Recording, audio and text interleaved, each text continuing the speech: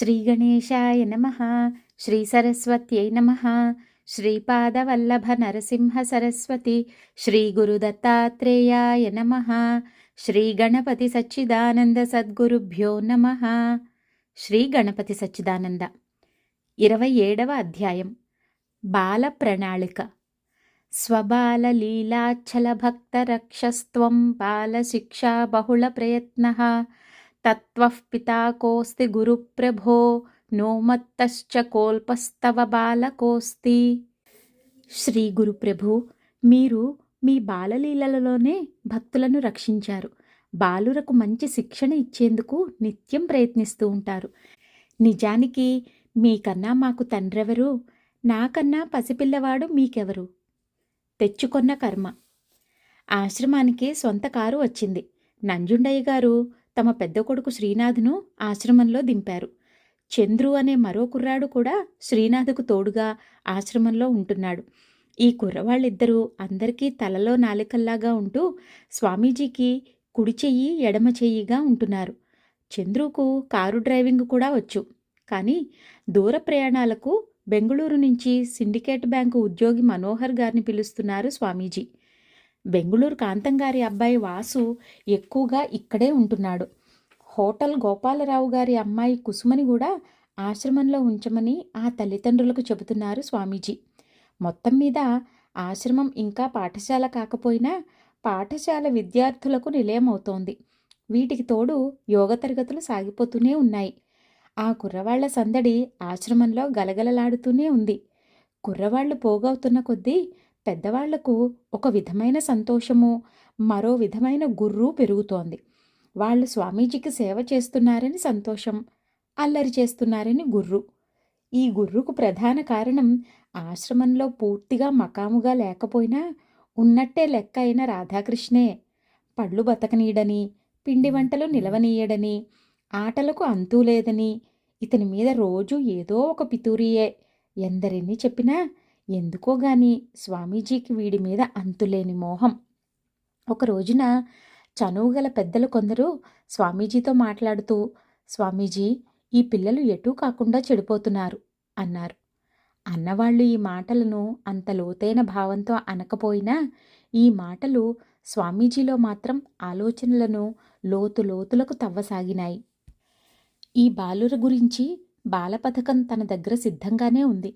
దాని ప్రకారమే పనులు జరుగుతున్నాయి కూడా. కానీ ఈ పెద్దలకు ఆ విషయం బోధించేదెట్లా? పిల్లలను తయారు చేయటమంటే సామాన్యపు పని కాదు. దీని విషయంలో తన తండ్రి లాంటి వివేచనశీలే పొరపాటు పడ్డారు. తన తల్లి లాంటి మహాసిద్ధిశాలిని కూడా అనుక్షణం మదనపడుతూ ఉండేది. ఇక ఈ సామాన్య గృహస్థులకు ఆ సమస్యను విడమరిచి వివరించేదెలా? ఇలా అనుకుంటూ ఉండగానే చంద్రశేఖరయ్యను ఆయన భార్య పిల్లలు ఒక బండిలో జాగ్రత్తగా తెస్తున్నారు. ఏమిటి విషయం అంటే గుండె జబ్బు వచ్చిందని కళ్ళనీళ్లు పెట్టుకున్నారు. ఈ చంద్రశేఖరయ్య ఈ మధ్య ఆశ్రమంలో ఉండటం లేదు. అప్పుడప్పుడు వచ్చిపోతున్నాడు. స్వామీజీ అడిగితే, లేదు ఏదో పనుండి ఇంటి దగ్గర ఉండిపోతున్నాను, ఇవాళ వచ్చేస్తాను, రేపు వచ్చేస్తాను అంటున్నాడు. ఆయన ఈ మధ్య బొగ్గుల వ్యాపారం పెట్టాడని, ఆ పనులలో హడావుడిగా ఉన్నాడని భక్తులందరికీ తెలుసు. ఆ విషయం స్వామీజీకి తెలియటానికి దివ్యశక్తి అక్కరలేదు. ఏం చంద్రశేఖరప్ప, ఎందుకొచ్చింది గుండె జబ్బు అన్నారు స్వామీజీ. అపరాధమైపోయింది, క్షమించండి స్వామీజీ. ఈ మధ్య డబ్బాస పుట్టింది. మీతో చెబితే ఏమంటారో ఏమో అని చెప్పకుండానే బొగ్గుల వ్యాపారం పెట్టాను.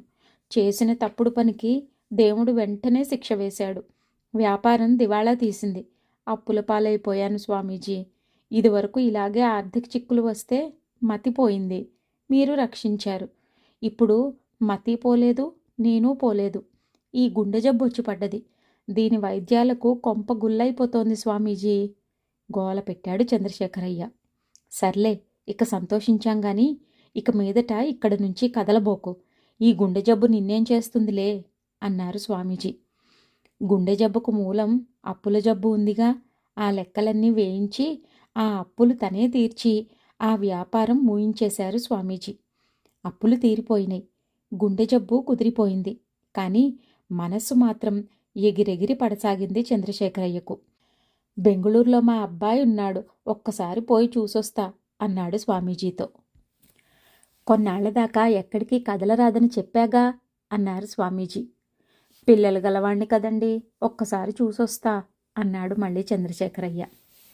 పిల్లలు గలవాణ్ణి కదండి అంటే ఏమిటి వివరించి చెబితే ఇది నా భావం కాదంటాడు చంద్రశేఖరయ్య. కానీ నిజానికి నువ్వు పిల్లలు లేని గొడ్డుమోతువాడివి, పిల్లల మీద ప్రేమ నీకేం తెలుస్తుంది? నాది పిల్లలు గల చల్లని కడుపు కనుక నాకు పిల్లవాడి మీద ప్రేమ ఉంది అని దాని భావం. ఇక స్వామీజీ చేయగలిగిందేముంది? సరే నీ కర్మం పోయిరా అన్నారు. అది చంద్రశేఖరయ్య కర్మం ఎందుకవుతుంది? అది స్వామీజీ కర్మమే. దారిలో యాక్సిడెంట్ అయ్యి చెయ్యి విరగ్గొట్టుకుని బెంగుళూరు వెళ్లకుండానే ఆశ్రమానికి చేరాడు చంద్రశేఖరయ్య. స్వామీజీయే వైద్యం చేయించసాగారు. ఇలా ఉండగా కొందరు పెద్దలు మరోసారి స్వామీజీ దగ్గర పిల్లల అల్లరి ప్రసక్తి తెచ్చారు. ఆ రోజు ఆదివారం కావటం వల్ల హడావుడిలో ఉన్న స్వామీజీ అప్పటికి ఊరుకుని ఆ సాయంత్రం ఉపన్యాసంలో ధ్రువోపాఖ్యానం అందుకున్నారు. ఆ కథను తమ సహజమైన విచిత్ర రీతిలో వ్యాఖ్యానిస్తూ చివరికి ఇలా చెప్పసాగారు స్వామీజీ. ప్రతి బాలుడి జీవితంలోనూ తల్లి, తండ్రి, గురువు, సంస్కారము అనే ఈ 4 అంశాలు అతని అభివృద్ధి విషయంలో పనిచేస్తాయి.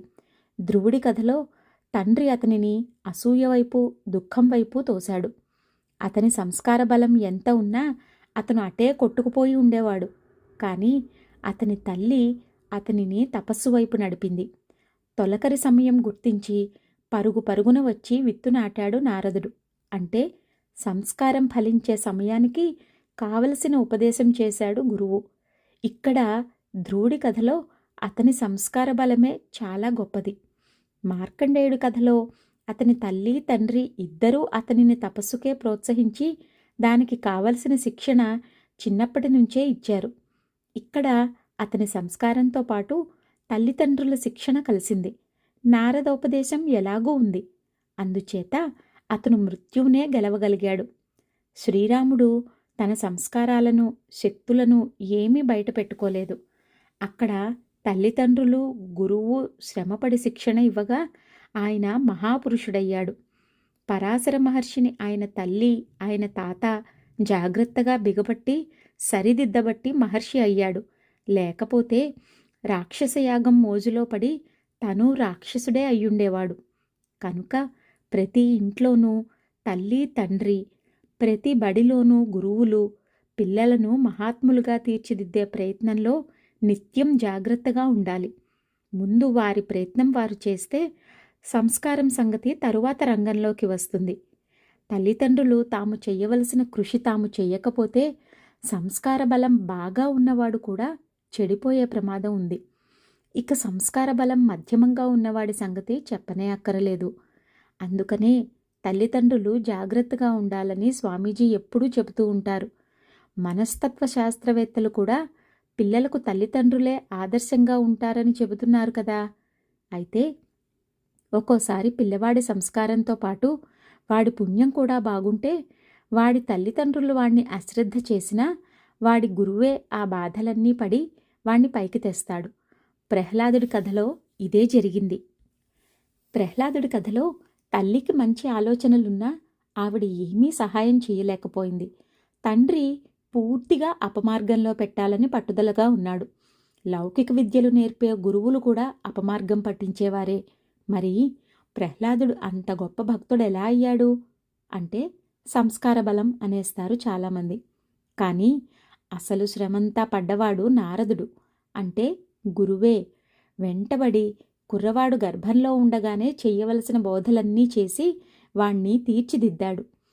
అలాగే స్వామీజీ కూడా కొందరి పిల్లల బాధ్యత తనే తీసుకుంటూ ఉంటారు. అయితే స్వామీజీ విధానాలు ఇళ్లల్లో ఉండే విధానాలలాగా ఉండవు. అది తెలియక స్వామీజీకి ఏమీ ప్రణాళిక లేదనుకుని కొందరు కంగారు పడుతూ ఉంటారు. ఆ మధ్య కేరళలో ఆశ్రమానికి మాస్టర్ ప్లాన్ వేశారు కొందరు భక్తులు. స్వామీజీ ఆ ప్లాన్ కాగితాలు చించి పారేశారు. స్వామీజీ ప్లాన్లే వేరు, ఆయన విధానాలే వేరు. కొందరు తమ పిల్లలని జాగ్రత్తగా పెంచామనుకుని చివరికి వాడు భ్రష్టుడైనాక స్వామీజీ దగ్గరకు వచ్చి మా వాడి బుద్ధి కాస్త తిప్పండి అని బతిమాలుతున్నారు. అదే పెద్దవాళ్ళు వాళ్ళ పిల్లవాణ్ణి చిన్నతనంలోనే 4 రోజులు ఇక్కడ వదలమంటే వదులుతారా? అమ్మో, వాడి చదువో అంటారు. చివరికి వాడికి చదువు రాదు, రౌడీ అవుతాడు. లేదా చదువు వస్తే తల్లిని తండ్రిని ఇంట్లోంచి గెంటేస్తానంటాడు. అది బావుంటుంది వాళ్ళకి. ఇంకొందరు ప్రత్యేక జీవులుంటారు. వాళ్ళ దగ్గర దుస్సంస్కారాలు, సత్సంస్కారాలు కూడా అత్యంత ప్రబల స్థితిలో ఉంటాయి. అలాంటి వాళ్లను సామాన్య సంసారులు తీర్చిదిద్దటం కష్టం, అసాధ్యమని కూడా చెప్పవచ్చు. అలాంటి వాళ్లను కొందరిని స్వామీజీ ఎన్నుకొని తన దగ్గర పెట్టుకుంటారు. వాళ్లతో నానా యాతన పడుతూ దుస్సంస్కారాలు కార్యరూపం దాల్చకుండా నశించిపోయేటట్టు, సత్సంస్కారాలు అభివృద్ధి అయ్యేట్లు కృషి చేస్తూ ఉంటారు. స్వామీజీ కృషిలో కూడా ఎందరు కుర్రవాళ్లకు ఎంత ప్రాప్తి ఉందో తెలీదు. కొందరికి శిక్షణ పూర్తి అవుతుంది, కొందరికి వాయిదా పడుతుంది, కొందరు మధ్యలోనే జారిపోతారు. కొందరు స్వామీజీని పూర్తిగా అంటుకుని ఉండిపోతారు. కానీ ఏ రవ్వంతైనా స్వామీజీ దగ్గర శిక్షణ పొందినవాడు జీవితంలో ఎన్నిసార్లు కింద పడినా చివరికి మాత్రం సన్మార్గానికే వస్తాడు. ఇది ఖాయం. అందుకోసమే మీరు పనికిరారనుకునే వాళ్ళని కూడా దగ్గరకు తీస్తూ ఉంటారు స్వామీజీ. ఇది నచ్చని వాళ్ళు ఉంటే అది వాళ్ళ తలరాత. ఇలాంటి తర్ఫీదు మా పిల్లలకు వద్దు అనుకునేవాళ్ళు ముందే తీసుకుపోండి. తర్వాత మాత్రం మళ్ళీ ఆశ్రమానికి వచ్చి మా వాడికి బుద్ధి చెప్పండి స్వామీజీ అనవద్దు. ఈ బోధ అంతా తమకు చకారగుళ్లే అని గ్రహించిన పెద్దలు ఆ మర్నాడు స్వామీజీ సరస్వతీ పీఠం మీద కూర్చుని ఉండగా దగ్గరకు వెళ్ళి క్షమాపణలు చెప్పారు. 1/2 నిమిషం కేకలేస్తే అరగంట లాలించటం స్వామీజీ అలవాటు. అందులోనూ సరస్వతీ పీఠం మీద ఉన్నారేమో, ఇక ఆ పెద్దల్ని కూర్చోబెట్టి మళ్లీ బోధించసాగారు. అది మిమ్మల్ని కేకలేయటం కాదు. స్వామీజీ ప్రణాళికలు బయటపెట్టే కాలం వచ్చింది. బయటపెట్టారు అంతే. అయినా స్వామీజీకి చిన్నపిల్లలు పెద్ద పిల్లలు అని తేడా లేదు. మీరు పిల్లలు చేసిన అల్లరికి మాత్రమే మదనపడుతున్నారు. నేను పెద్దలు చేసిన అల్లరికి కూడా బాధపడతాను అన్నారు స్వామీజీ. పెద్దవాళ్ళు అల్లరి చేయటమేమిటి అన్నారు పెద్దవాళ్ళు. మీకు అర్థం కావటానికి ఒక ఉదాహరణ చెబుతాను. మన చంద్రశేఖరయ్య పెద్దవాడేనా? కాకపోవటం ఏమిటండి, ఇంచుమించు 50 ఏళ్లవాడు. చాలా మంచివాడు కూడాను. మంచివాడే. మతి చెడిపోతే బాగుచేసి ఇక్కడ కదలకుండా కూర్చోమన్నాను. వెళ్ళి వ్యాపారం పెట్టాడు. ఈ మాటు గుండె చెడగొట్టుకొచ్చాడు. ఆ గుండె జబ్బు తీసేయటానికి నాకెంత ఖర్చయిందో మీకు తెలుసా? ఖర్చంటే రూపాయల ఖర్చు కాదు, అంతకు మించిన ఖర్చు. సరే, అయిపోయింది. మళ్ళీ కదలకుండా కూర్చోమన్నాను. ఎదిరించి మరీపోయాడు. చెయ్యి విరగ్గొట్టుకొచ్చాడు. ఇదే పిల్లలు చేస్తే అల్లరి అనరా మీరు? పెద్దలు చిన్న మొహాలు చేసుకున్నారు. నిజమే నిజమే అంటూ. అందుచేత మీరు ఆలోచించవలసింది అది కాదు. పిల్లలు తప్పు చేసినప్పుడు ఆ తప్పు వెనకాల పనిచేసే సంస్కారం ఏమిటి అని చూడాలి. స్వామీజీ తన బాల్య జీవితంలో జరిగిన ప్రతి సంఘటనను అలా వివేచన చేసుకుని, అనుభవంతో సరిచూసుకుని బాలబాలికల కోసం ఒక ప్రణాళిక వేసుకుని ఉన్నారు. ఆ ప్రణాళిక ఏమిటి అని ప్రభుత్వం వారిలాగా ప్రకటించరు స్వామీజీ. అది ఆయన పద్ధతి కాదు. జరిగే పనులను బట్టి ప్రణాళికను మీరు అర్థం చేసుకోవాలి. స్వామీజీ కొంచెం ఆగారు. మీ బాల్యంలో కూడా అల్లరి సంఘటనలు ఉన్నాయా అన్నాడొక ఆయన ఆశ్చర్యంగా. ఇంకా నయం, మీ ఒంట్లో నెత్తురుందా అన్నావు కావు. మానవ నాటకం తీసుకున్నాక నాటకానికి రక్తి కట్టించేవి అన్నీ ఉంటాయి. అయితే మాత్రం మీలాంటి యోగులు అల్లరి చేస్తారా? చేస్తానని చెప్పినా నమ్మబుద్ధి కావటం లేదు ఆ పెద్ద మనిషికి. ఇప్పుడు అల్లరి ఉందా అన్నారు స్వామీజీ ఆయన్ని కొంచెం ఇరుకును పెడుతూ. స్వామీజీకి చిన్నతనం ఇంకా తీరలేదనుకున్న వాళ్లలో ఆయన కూడా ఉన్నాడు మరి. అదంతా ఎవరినో రక్షించటానికి చేసే నాటకం అన్నాడాయన కంగారు సర్దుకుంటూ. ఏమి భక్తి, అప్పటి అల్లరికి కూడా ఏదో ప్రయోజనం ఉంటుంది అన్నారు స్వామీజీ ఆయనను మరింత ఉడికిస్తూ. అది కాదు స్వామీజీ, మీ చిన్నతనం సంఘటనలు వివేచన చేసి చూసుకున్నామన్నారు కదా. ఆ సంఘటనలు, ఆ వివేచన విధానాలు మాకు చెబితే మేము 2 రకాలుగా తరిస్తాం. గురుకథ విన్నట్టవుతుంది, వివేచన చేసే విధానము తెలుస్తుంది అని అసలు విషయానికి వచ్చాడొక ఆయన. ఛాన్స్ పట్టేశావు. సర్లే, అలాగే కానీ అన్నీ చెప్పటం కుదరదు, కానీ కొన్ని చెబుతాను. మీరంతా స్వామీజీ అంటే ఈ శరీరం అనుకుంటున్నారేమో గాని అది సరికాదు. నిజానికి స్వామీజీ అనేది ఈ శరీరానికే కాదు, ఏ శరీరానికి పేరు కాదు. ఇక ఈ శరీరానికి అనేక సమయాల్లో అనేక పేర్లు ఉన్నాయి. అప్పట్లో ఈ శరీరం పేర్లు సత్యనారాయణ, సత్యం. కనుక ఆ పేర్లతోనే ఆ కథలు చెబుతాను, వినండి. పసితనం. బొమ్మెపర్తి బడిలో ఉన్న ఆ పంతులుగారు అల్లరి సత్యాన్ని తన బళ్ళో చేర్చుకోవటానికి తిరస్కరించటం వల్ల చివరికి అయినవారిపల్లె బళ్ళో వేయవలసి వచ్చింది. దీంతో రోజు 3 మైళ్ళు నడిచి బడికి పోవలసిన శిక్ష పడ్డది సత్యానికి. తల్లి ఇచ్చిన అన్నపు టిఫిన్ క్యారియర్ చేత పట్టుకుని సరిగా బడివేళకు బయలుదేరిపోతున్నాడు సత్యం. బడికి పోనని మొండికెత్తటం పూర్తిగా మానేశాడు. తన కొడుకులో మార్పు వచ్చిందని సంతోషిస్తున్నాడు నరసింహశాస్త్రి గారు. కొడుకు బడికి వెళ్తున్నాడు, వస్తున్నాడు అని సంతోషమే గాని వాడికి ఏమైనా అక్షరాలైనా వచ్చాయా లేదా అని చూసే పద్ధతి శాస్త్రిగారికి ఎప్పుడూ లేదు. ఒక రోజున అయినవారిపల్లి బడిపంతులు ఎక్కడో డొంకలో కలిసి శాస్త్రిగారికి నమస్కారం పెట్టాడు. ఎట్లా చదువుతున్నాడయ్యా మా వాడు, ఏమైనా వస్తోందా అన్నాడు శాస్త్రిగారు కేవలం పలకరింపు కోసం. మీ వాడికి మా చదువులు ఎందుకులే మామా, ఇంటి దగ్గర నువ్వేదో నలగేస్తూనే ఉంటావుగా అన్నాడాయన వెక్కిరింపుగా. నాకు చదువు చెప్పే చాతుర్యమే ఏడిస్తే ఇహ లేందేముంది, నువ్వే కాస్త సరిగ్గా చూడు వాణ్ణి. నేనేం చూసేది, వాణ్ణి నేను చూసి 1 నెల రోజులైంది. అదేమిటయ్యా, రోజూ సరిగా వేళకే వెళ్తున్నాడాయే, వస్తున్నాడాయే? దారిలో డొంకల్లేవా, వంకల్లేవా? సర్లే నే కనుక్కుంటాగా అని వచ్చేశాడు శాస్త్రిగారు. పూర్తిగా మారిపోయిన తన ముద్దుల కొడుకు ఇలాంటి అల్లరి వేషాలేస్తాడంటే ఆయనకు ఎంత మాత్రం నమ్మబుద్ధి కావటం లేదు. అయినా ఇంటికొచ్చి, ఏరా రోజూ బడికి వెళ్తున్నావా అని కొడుకుని అడిగాడు. వెళ్తున్నా గదప్పా అన్నాడు సత్యం ఎంతో అమాయకంగా. ఇక శాస్త్రిగారికి ఆ పంతుల మీద ఒళ్ళు మండింది. ఆ మర్నాడు సత్యం వేళ ప్రకారం బడికి వెళ్ళాడు. కొంతసేపైనాక శాస్త్రిగారికి ఒకసారి బడికి వెళ్ళి చూసి వద్దామనిపించింది. బయలుదేరాడు. అయినవారిపల్లి దారిలో ఒక చిన్న వంక ఉన్నది. ఆ వంకలో ఈతలు కొడుతూ ఆనంద సముద్రంలో తేలిపోతున్నారు ఓ 5-6 పిల్లలు. అందులో తన కొడుకు సత్యనారాయణ కూడా ఉన్నాడు. ఆయనకు కోపం మరీ విపరీతంగా వచ్చేసింది. మామూలుగా అయితే అక్కడే 4 పీకవలసిన వాడే, కానీ కోపం మరీ అంత తీవ్రం అయ్యేసరికి ఏమి చెయ్యాలో తోచక గిరుక్కున వెనక్కి తిరిగి ఇంటికి వచ్చేశాడు. ఇంటికి వచ్చేసరికి భార్య వడ్లు దంచుతోంది. ఈయన వాలకం చూసి ఏదో కొంప అంటుకుందని గ్రహించి మెల్లిగా పలకరించింది. ఇంకేం, ఒక్కసారి అగ్నిగోళం పగిలింది. రోజూ కథలు చెబుతున్నావు, పద్యాలు చెబుతున్నావు, పాటలు చెబుతున్నావు, ఇదేనా నీ కొడుకు చేసే నిర్వాకం? బడి ఎగ్గొట్టి వంకలో ఈతలు కొడుతున్నాడు.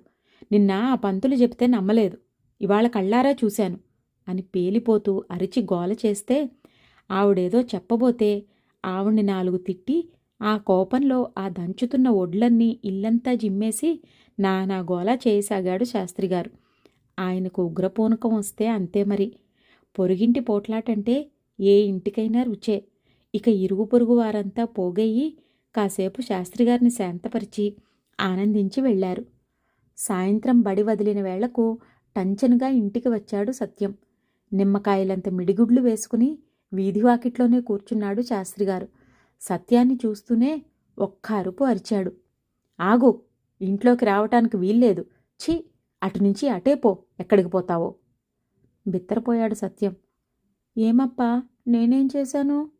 బిక్క చచ్చిపోయి అడిగాడతను. ఎంత నంగనాచివో, వెధవత్తిరుగుళ్ళు తిరిగే వెధవని ఇంట్లోకి రానిస్తానా నేను? పో, మళ్ళీ గర్జించాడు తండ్రి.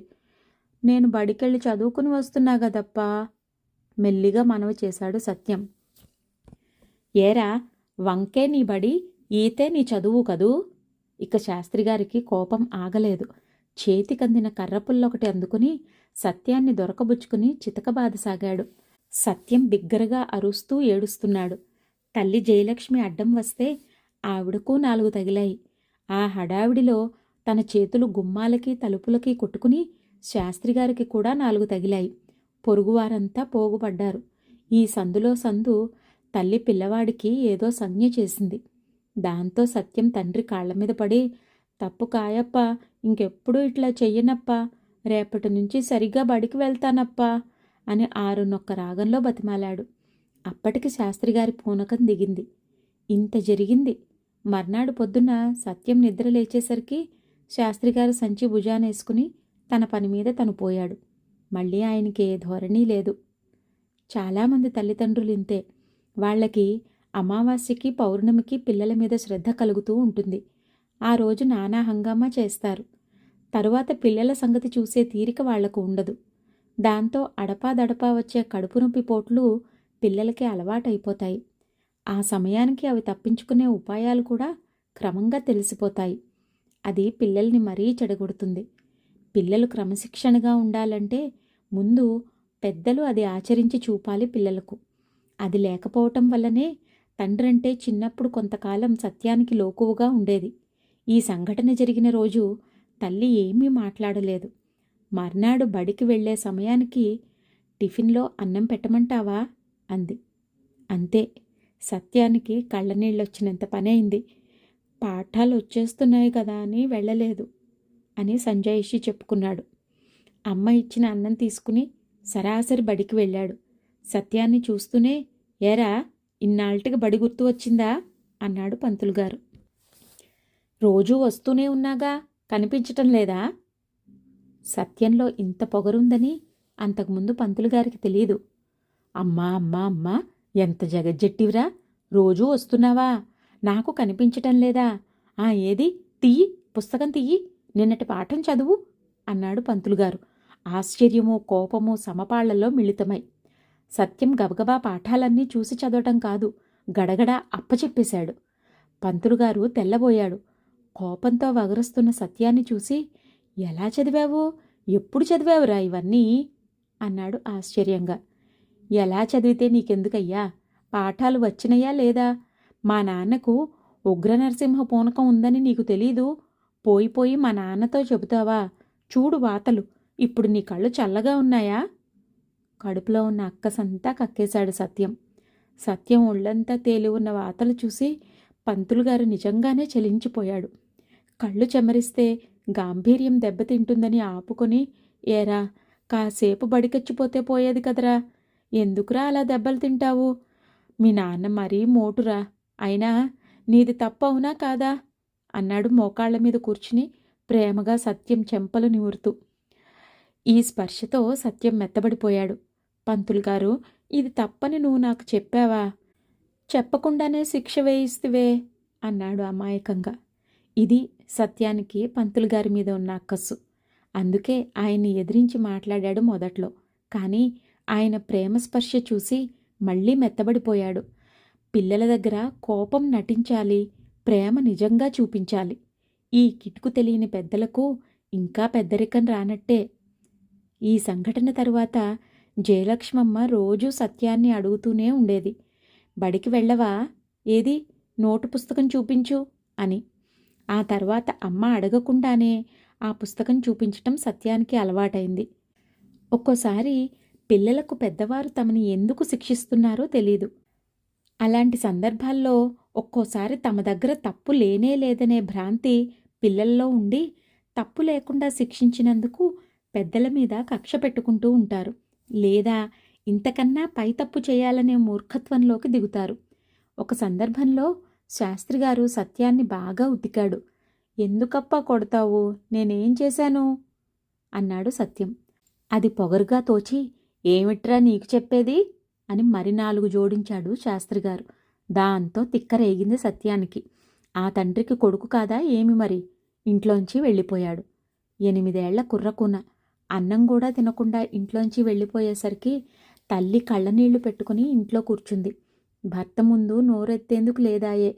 పోతే పోయాడు, చస్తే చచ్చాడు అని పేలిపోతున్నాడు శాస్త్రిగారు. పిల్లవాడు తినలేదని దిగులు కూడా లేకుండా హాయిగా తిని ఓ కునుకు తీశాడు. అప్పటికీ కుర్రనాగన్న ఇంటికి చేరకపోయేసరికి అప్పటికి శాస్త్రిగారికి కొంచెం, ఏమప్పా ఈ బడవ ఏదైనా అఘాయిత్యం చెయ్యలేదు కదా అని చుర్రందుకుంది. ఇంతలో వాకిట్లోంచి ఎవడో రైతు, మామూ నీ కొడుకు ఏడుస్తూ రైలు కట్టకేసి లగెత్తుతున్నాడయ్యో అని ఓ పులికేక పెట్టాడు. అని 2 అంగల్లో మిద్దె మీదకెక్కాడు శాస్త్రిగారు. అక్కడి నుంచి అనంతపురం లైను రైలు పట్టాలు కనిపిస్తాయి. సత్యం పరిగెత్తటం లేదు కానీ రైలు పట్టాలకేసి నడుస్తున్నాడు. అది చూసి శాస్త్రిగారి గుండె పగిలిపోయింది. ఇక్కడి నుంచే శోకాలు పెట్టుకుంటూ ఒట్లు పెట్టుకుంటూ పరిగెత్తాడు శాస్త్రిగారు. వెళ్ళి కొడుకుని పట్టుకుని కౌగలించుకుని, నిన్నింకెప్పుడూ కొట్టన్రా అప్పా అని ప్రమాణాలు చేస్తూ ఎత్తుకుని ముద్దులు పెట్టుకుంటూ ఇంటికి తెచ్చాడు.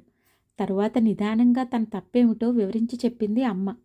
అప్పుడు తనది తప్పే అని ఒప్పుకున్నాడు సత్యం. శాస్త్రిగారికి ప్రేమ లేకపోలేదు.